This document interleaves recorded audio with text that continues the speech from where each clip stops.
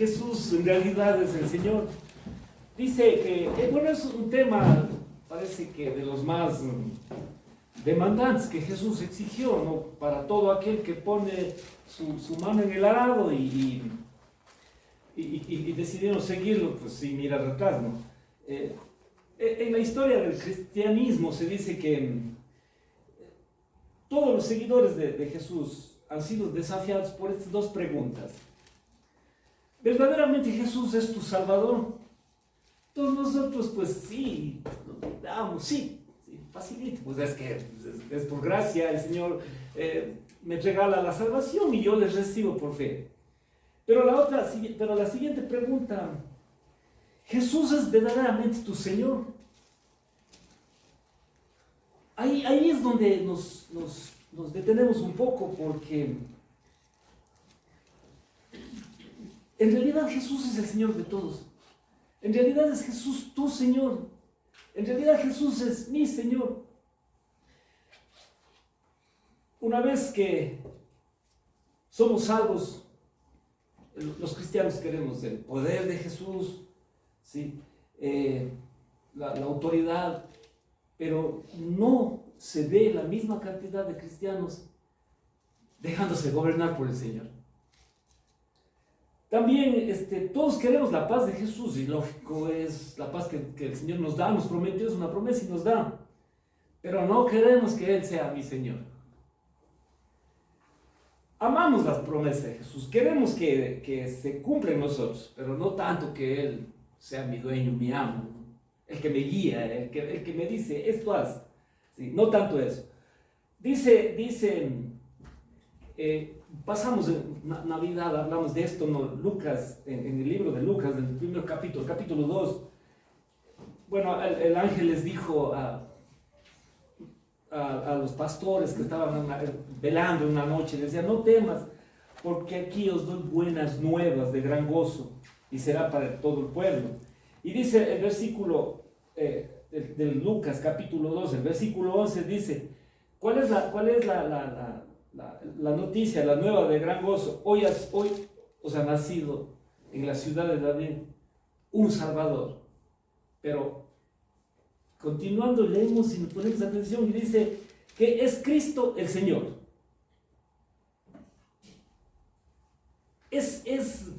Son dos. Para mí era súper complicado. Yo pasé casi como un mes con mi esposa hablando de esto, y qué complicado. Él es mi Salvador, pero es mi Señor. Dice también, y él no ha cambiado, ¿no? Jesucristo es el mismo, sigue siendo el mismo ayer, hoy, por siempre, dice en hebreo. También pasó en la época ya luego de que Jesús murió, resucitó, ascendió. Cuenta el libro de los Hechos en el capítulo 2, que llegó la época de Pentecostés, estaban todos ahí juntos, unánimes, reunidos, ¿sí? Y de repente de pronto fueron todos llenos del Espíritu Santo, comenzaron a hablar en lenguas según el Espíritu que les daba que hablasen. Estaban todos así atónitos, estaban perplejos y diciéndose unos a otros, ¿qué quiere decir esto en ese día, ¿no? de Pentecostés? Y unos otros burlándose decían, ¿no? Pues es que están borrachos, esos están llenos de mosto. Pero Pedro se levantó, lleno del Espíritu Santo, y dio un mensaje poderoso. Hechos 2:36. Sepa pues ciertísimamente toda la casa de Israel. O sea, tengan la plena seguridad, estén completamente seguros, toda la casa de Israel, toda la iglesia, todos los santos, que a este Jesús a quien vosotros crucificasteis, Dios lo ha hecho Señor y Cristo. O sea, es difícil explicar y difícil para mí mismo vivir esta vida, ¿no? Señor y Cristo. Como vimos también en Lucas al inicio, es un Salvador que es Cristo el Señor. Vamos a ver, para identificar qué significa Jesús como Salvador y qué significa Jesús como Señor. Primera de Timoteo 1:15, un versículo muy conocido por todos nosotros. Palabra fiel y digna de ser recibida, de ser aceptada por todos, Cristo Jesús vino al mundo para salvar a los pecadores, de los cuales yo soy el primero. Estamos hablando de qué significa Jesús el Salvador. ¿Para qué vino Jesús? Para salvar a todos los pecadores. ¿Cuántos somos pecadores? Todos. Entonces, a eso vino Jesús. Sí. Ahora, la condición antes de que Jesús nos salvara, la Biblia dice que estábamos nosotros sin Cristo. Dice Efesios 2:12, en aquel tiempo estaba sin Cristo, alejados de la ciudadanía de Israel, ajenos a los pactos de la promesa, sin esperanza y sin Dios en este mundo. Así estábamos, en esa condición de condenación estábamos. Y allá nosotros no necesitábamos palabras de consuelo, lo que necesitábamos realmente era un Salvador. Sí, todos sabemos que Jesús vivió una vida que nosotros no podemos vivir, es decir, una vida sin pecado. Sufrió la muerte que nosotros merecíamos por causa de nuestros pecados. Por eso Él tomó nuestro lugar, llevó el castigo que nosotros merecíamos y lo llevó en su cuerpo allá al Calvario, allá a la cruz. ¿Sí? Solo así nosotros podemos salvarnos. Solo así podíamos salvarnos, ¿sí? Porque Cristo en el Calvario. Si nosotros no miramos esa parte, ¿sí? Ahora, después de muerto finalmente resucitó, como estaba escrito en las profecías, y nos dio a nosotros vida nueva, vida eterna. Esta salvación que ahora nosotros gozamos es por gracia. ¿Sí? Es un don de Dios. Nosotros no podemos hacer absolutamente nada para él. O sea, entonces, si pudiéramos hacer algo, no tenía sentido que Cristo venga, ¿no es cierto? Necesitaba venir para que nosotros fuéramos salvados. Esta salvación que Él nos dio nos puede comprar. Así nosotros todos sabemos, nos puede negociar, no podemos hacer otra cosa. La salvación que nos fue dada, pues es el regalo, es el don de Dios. ¿Sí? Ahora, Dios dio a todos aquellos que creen en el Evangelio, que reciben a Jesús. ¿Sí? Aquel que no cree, no recibe esa salvación. ¿Sí? Dice Efesios 2:8-9, nosotros sabemos, es por gracia, sois salvos por medio de la fe, y esto no es de vosotros, es don de Dios. ¿Sí? No por obras para que nadie se gloríe. Si la salvación, ¿sí?, dependiera de nuestras obras, nadie se salvaría. No tenemos esa capacidad, somos pecadores por naturaleza. Esa paz, ese descanso lo necesitábamos porque el pecado nos tenía atrapados. Estábamos muertos en delitos y pecados, pero se presentó el Evangelio, creímos en Dios y nos regaló la salvación. Sí, yo creo que esta parte de Jesús como Salvador, ya todos nosotros estamos muy al tanto, así es que yo creo que no va a ahondar más, ¿no? Pero sí quisiéramos ver lo que significa Jesús como Señor. Dice Romanos, versículo 8 y 9, que nosotros habíamos leído. Mas, ¿qué dice? Cerca de ti está la palabra, en tu boca y en tu corazón. Y esta es la palabra de fe que predicamos. Versículo 9. Que si confesares con tu boca que Jesús es el Señor, y creyeres en tu corazón que Dios lo levantó de los muertos, serás salvo. El primer verso es tomado de Deuteronomio. Pablo tomó de Deuteronomio 30:14, dice, porque muy cerca de ti está la palabra en tu boca y en tu corazón para que la cumplas. Por ahí como que vamos poniendo ya la idea clara de lo que el Señor nos está mostrando. Cuando dice, si confesares con tu boca que Jesús es el Señor, es para obediencia. Y si creyeres en tu corazón que Dios lo levantó de los, si creyeres, es la salvación. ¿Sí? Sigamos. Notemos que no habla de un Jesús fragmentado. No está hablando de un Jesús dividido. No es solamente Jesús Salvador. No, Jesús también es mi Señor. Jesús es el Señor. No podemos decir que soy salvo por fe y seguir haciendo lo que quiera. Nadie que desea la salvación con fe genuina, sinceramente, creyendo que Jesús es eterno, todopoderoso, soberano, rechazará intencionalmente su autoridad. Sí, las dos son las dos, tienen que estar juntas las dos. Ciertamente la salvación es por fe, ya vimos, ¿no es cierto? Fe salvadora, pero es complementada sin dividir a Jesús.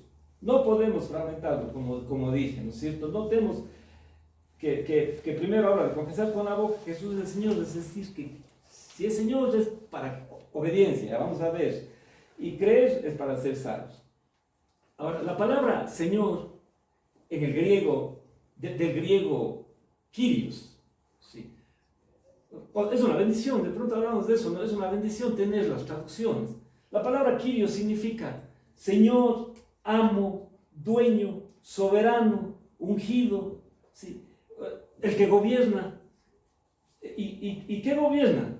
Si Él es el Señor, Él es el Rey, pues Él tiene un gobierno, ¿no es cierto? Y el gobierno somos nosotros, como el gobierno civil, ¿no? O sea, el dueño, Él es el dueño, por razón de creación. Nosotros somos su creación. Claro que nos perdió luego del pecado, si nosotros nos alejamos de Dios, pero su sacrificio nos acercó. Él es dueño y sigue siendo el dueño. Él es el Señor, Él es nuestra autoridad. El otro punto, Jesús es nuestra máxima autoridad, ¿sí? Porque de Él deberíamos depender de Él, todo. ¿Sí? Eso conversaba en la casa, ¿no? ¿Sí? Significa que gobierna sobre todo y sobre todos. Eso decía en la casa. No, si Jesús es el que me gobierna, absolutamente todas las cosas que nosotros hablamos, que nosotros planificamos, que nosotros tienen que ser bajo su dirección, porque Él es mi dueño, Él es mi amo, ¿sí? Y a veces nos poníamos los dos, mi esposa, no, pero ¿cómo? O sea, si yo no voy a poder porque yo soy una pecadora, sí, todos nosotros somos pecadores, pero si nosotros no ponemos en las manos de Cristo, el Señor, Él no va a ser Señor nuestro, ¿sí? No va a ser nuestro Señor si no ponemos en las manos de Dios todas las cosas. Ahora, realmente Jesús gobierna tu corazón, gobierna mi corazón.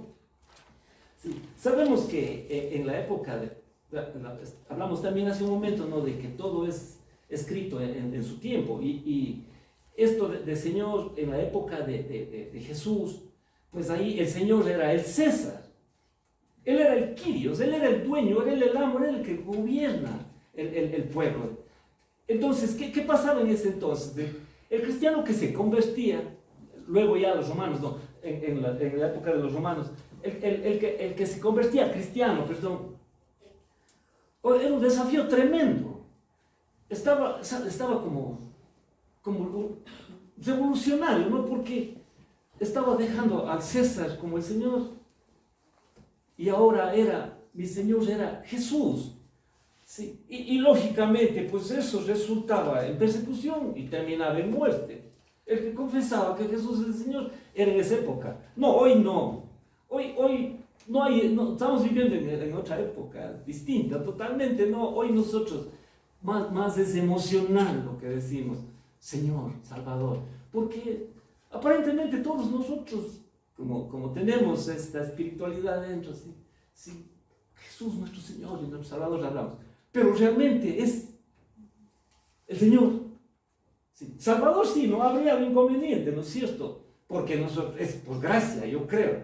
Pero Señor, sí. Sería si llega alguien acá, ¿no es cierto? Pues, a ver, Jesús es el Señor, no es mi Salvador, pues nos van dando el vire. ¿No sé? Y nosotros, sí, o decimos, no, niego. O niego y digo, no es mi Señor. Como pasó, ustedes vieron últimamente lo de Dante Gebel, unas declaraciones bien feas, ¿no? Él dice, yo no soy pastor, increíble, yo no soy pastor. O sea, si no es, él dice, no, los pastores vuelan oveja en términos despectivos, no, imagínense, o sea, él está negando totalmente lo que predicaba o sea, es para votarle al Señor, o sea. ¿Y por qué? Porque está de candidato ahora a la presidencia o quiere ser candidato a la presidencia de Argentina. Está negando totalmente, y no siquiera es porque alguien le quiere matar, como en la época de los romanos, en la época del César, en la época de Jesús, es porque quiere ser político. O sea que estamos mal, ¿no? Entonces, sigamos. Entonces eso significa el Kyrios era Él. Entonces, ahora cuando nosotros, ¿sí?, con esto de que Jesús, en esa época y ahora, Jesús es nuestro Señor, pues Él es el que gobierna, Él es mi autoridad, Él es mi máxima autoridad, Él es mi dueño. ¿Sí? Les costaba la vida en ese entonces, a nosotros es emocional, más así, emotivo, nosotros decimos así. Esta afirmación en los tiempos de la Biblia era una declaración que afirmaba lealtad absoluta, lealtad inquebrantable a Jesús. Este concepto pues se ha ido diluyendo, como ya dijimos, ¿no es cierto? Dice a nosotros nos dicen, ¿no?, que antes de ser cristianos, ¿sí?, dice Efesios 2:2, nuestro amo, nuestro dueño, nuestro Señor era Satanás. Él hacía lo que quería con nosotros. Dice la palabra en Efesios 2:2, en los cuales anduviste en otro tiempo, siguiendo la corriente de este mundo, conforme al príncipe de potestad del aire, Satanás, ¿no es cierto?, el espíritu que ahora opera en los hijos de la desobediencia. Nuestro Señor antes era Él. Sí. Hacíamos lo que Él decía. No podíamos resistir por la naturaleza caída que nosotros tenemos. Él nos gobernaba. Llegó Jesús como nuestro Salvador y cambiamos. Sí. Ya no hay problema, nosotros cambiamos. Pero sigue la pregunta: ¿Jesús es el Señor de tu vida? ¿Jesús es el Señor de mi vida? Sí. Dice los estudiosos, ¿no?, realmente los que estudian, que la palabra Salvador en la Biblia solamente hay 26 veces refiriéndose aplicada a Jesús en el Nuevo Testamento. 26 veces. ¿Por qué? Porque es facilito, ¿no? Yo creo en el Señor. Es más, al inicio de nuestra vida cristiana, no sé si ustedes pasaron, ¿no?, nos hacían pasar al frente y declaraba: yo les mi Salvador. Y ya. Pero la palabra Señor, Kyrios, es más complicada. Dice que está entre 700 o 750 veces la palabra Señor aplicada a Jesús en el Nuevo Testamento. ¿Por qué? Porque nos quiere recordar todo el tiempo que Él es nuestro dueño, que Él es mi amo. O sea,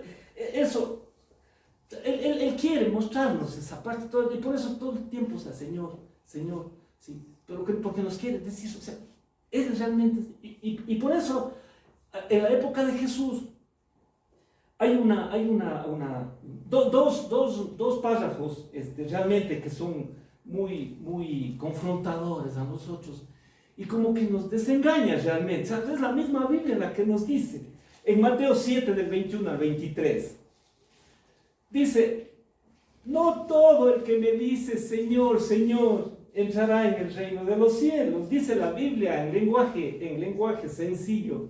¿Sí? No todos los que dicen que yo soy Señor, su Señor y dueño, entrarán en el reino de Dios. Eso no es suficiente. Dice la Biblia en lenguaje sencillo. Eso no es suficiente. Tienen que obedecer los mandamientos de mi Padre que está en los cielos. La Reina Valera normalmente dice: no todo el que me dice Señor, Señor entrará en el reino de los cielos, sino que aquel que hace la voluntad de mi Padre que está en los cielos. Muchos me dirán en aquel día: Señor, Señor, no profetizamos en tu nombre echamos fuera demonios, en tu nombre hicimos muchos milagros. Entonces yo les declararé: no os conocí, apartados de mí, hacedores de maldad. No, qué difícil esto. Esto es lo que realmente sí es confrontante para todos, creo. Sí. O sea, ya desde aquel tiempo ya ha habido se usaba a la ligera esta frase, Señor, Señor. Pero Jesús conoce los corazones, y por eso es que así nosotros aparentemos lo mejor. Jesús está diciendo: no todo el que me dice Señor, Señor, no todo el que me dice mi amo, mi dueño, mi autoridad, mi gobernador, mi guía, mi todo para mí, no todo el que me dice eso entrará en el reino de los cielos, sino solamente el que hace la voluntad de mi Padre. ¿Cuál es la voluntad del Padre? Si nosotros no sabemos, vayamos a un salmo bien bonito en David, que escribió David en el Salmo 143:10. Señor, enséñame a hacer tu voluntad. ¿Sí? Él clamaba de esa forma. ¿Qué es lo que nos está mostrando? Que necesitamos humildad. Porque si no sé hacerla, no sé cuál es la voluntad del Señor, porque decimos, solamente el que hace la voluntad del Padre que está en los cielos, o sea, es el único que puede decir Señor, Señor, ¿no es cierto? O sea, vayamos al Salmo y preguntémonos, como dice David: enséñame a hacer tu voluntad. Todos hemos dicho Jesús nuestro Señor, pero este pasaje nos desengaña a todos, ¿no es cierto? No todo el que me dice Señor, Señor entrará en el reino, ¿no es cierto?, sino el que hace, el que obedece, el que vive la voluntad del Padre, ¿sí? El que desea hacer lo que el Padre quiere. Eso conversaba con mi esposa y le decía: si Dios te dice perdona, perdona. Es que no puedo, bueno, como nosotros sabemos normalmente, ¿no? Si Dios me dice a mí, o sea, congrégate. No, pero es que está lejos, es que vengo de... Es facilito, congrégate. ¿No es cierto? Y con más cosas que está escrito en la voluntad del Padre, ¿no es cierto? Dice Por naturaleza nosotros somos dados a resistir la autoridad. O sea, nosotros por el pecado, o sea, nos rebelamos a la autoridad. ¿Sí? Alguna vez alguien me explicó y muy bonito, ¿no? Si nosotros salimos a manifestar en contra del gobierno, ¿sí? O sea, y me declaro yo cristiano, pues recapacita, no puedes hacer eso. ¿Por qué? Porque estás yendo en contra de una autoridad que Dios puso para el país. ¿Sí? Lo único que puedo resistir es cuando me están ofendiendo y diciendo, no, pues, o sea, no creas en Dios, ahí sí. Pero de esa manera, entonces habrá muchos de nosotros que sí, de pronto, me gusta porque es la rebeldía nuestra, ¿no es cierto? Somos, como dije, somos por naturaleza dados a resistir, ya, y a resistir la autoridad. Y como tal, o sea, también nosotros resistimos a la autoridad del universo, que es el Señor. Sí, el primero, ustedes saben, el primero que resistió a la autoridad de Dios. Dice, hay dos párrafos, es en Isaías y en Ezequiel. No, Satanás. No, exactamente no se sabe si es, pero eso en el contexto habla de un rey, ¿no? Del rey de Babilonia, pero la mayoría era tomado como Satanás, ¿no? ¿Cómo caíste del cielo, oh lucero, hija de la mañana? Dice Isaías 14, del 12 al 15. Cortado fuiste por tierra, tú que debilitabas a las naciones, tú que decías en tu corazón, subiré al cielo, en lo alto junto a las estrellas de Dios, levantaré mi trono y en el monte del testimonio me sentaré a los lados del norte. Sobre las alturas de las nubes subiré y seré semejante al Altísimo. Sí, mas tú derribado eres hasta el Seol, a los lados del abismo. Satanás es el que primerito se reveló. Ya después vemos la historia en Génesis capítulo 3, en donde él invita al ser humano a caer, ¿no es cierto? Sigue diciendo, en el mismo Mateo, ¿no? Cuando dice muchos me dirán en aquel día, Señor, Señor. Pero no dice uno, no dice dos, no dice pocos, dice ¿cuánto? Muchos. Y o sea, eso es lo que yo personalmente, si es, o sea, uno se dice, me pongo a pensar, o sea, entonces, ¿y ahora? ¿No? Si muchos me dirán, y es más, muchos me dirán, Señor, Señor, no profetizamos en tu nombre. O sea, en otras palabras, no hicimos un servicio en el templo, no predicamos, que nosotros no estuvimos, vengo desde Paute, Señor, o sea, no profetizamos, Señor. En tu nombre echamos fuera demonios, ¿no? Oramos para que hacemos el exorcismo y todo. No sé si nosotros hemos tenido, la iglesia luterana no creo que practica mucho eso, pero muchos hacen, ¿no? Y en tu nombre hicimos muchos milagros también, ¿no? Entonces les declararé ellos, nunca os conocí. Hay otro pasaje, incluso el que leímos, ¿no? También es tremendo. Dice Lucas 6, del 46 al 49. ¿Por qué me llamas Señor, Señor y no haces lo que te digo? Aquí está más claro, ¿no? Entonces, ¿por qué me llamas Señor, Señor y no haces lo que te digo? Todo aquel que viene a mí y oye mis palabras y las hace. Sí. Escuchen, el que dice Señor, o sea, oye, escucha la palabra de Dios y tiene que hacer. O sea, es ya, no hay otra alternativa. Es el que las hace. ¿Sí? Yo les indicaré a quién es semejante. Y pone la parábola de los cimientos, no es semejante. El que oye y hace semejante al hombre que al edificar su casa cavó, ahondó y puso su fundamento sobre la roca. ¿Sí? Si pone su fundamento en Cristo, Él es su Señor. ¿Sí? Y cuando vino una inundación, el río dio con ímpetu contra aquella casa, pero no la pudo mover porque estaba fundada en Cristo, nuestra vida en Cristo. Si Él es mi Señor, nadie le va a tumbar. Mas el que oyó y no hizo es semejante al hombre que edificó su casa sobre tierra, sin fundamento, sin Cristo, contra el cual el río dio con ímpetu, luego cayó y fue grande la ruina de aquella casa. ¿Sí? A los dos, no tanto al que hace como al que no hace, al que oye y hace y al que oye y no hace, a los dos les vienen las mismas tormentas. ¿Cuál es la diferencia? Que para el uno, Él es mi Señor. Y bien paradito salgo en las situaciones complejas. Pero para el otro, me muero. Se acabó mi vida. O sea, no hay otra, no hay otra. Seguimos con otro ejemplo. Y este es el que leímos de Daniel, ¿no? No, es tremendo, tremendo. Daniel, bueno, Nabucodonosor, uno de los reyes, se cuenta que es uno de los reyes, pero los más buenos, sabios de esa época. Y de una Babilonia, pero que era un imperio tremendo, dice que había unos jardines colgantes, considerados la séptima maravilla del mundo. Al hombre le llega una noche un sueño y nadie le podía interpretar. Viene, le llaman a Daniel y Daniel, tú eres eso. Y le dice, tienes que reconocer que es tu Señor y no te pasa nada. Pero le ha pasado. Le dice Daniel 4 del 28 en el 28, dice, todo esto vino sobre el rey. O sea, todo el sueño es cosas que le pasó sobre el rey Nabucodonosor. Versículo 29. Al cabo de un año, tenía un año para el hombre, o sea, capacitar un poquito. Paseando en el palacio real de Babilonia, pues el imperio de los chéveres. Versículo 30, habló el rey y dijo, no es esta la gran Babilonia, escuchemos esta parte, no es esta la gran Babilonia que yo edifiqué para casa real, una, sí, con la fuerza de mi poder, dos, para la gloria de mi majestad, tres, imagínense, mi yo, el yo en primer lugar, para que te casas para ser feliz. Sí, pero jamás decimos para ser feliz a esa mujer que está allá, mi esposa. Jamás. No, para ser feliz. Sí, muchos no se escuchan, no se ha escuchado aquí. Pastores que dicen, mi iglesia, mi ministerio. O sea, no, ¿qué pasó?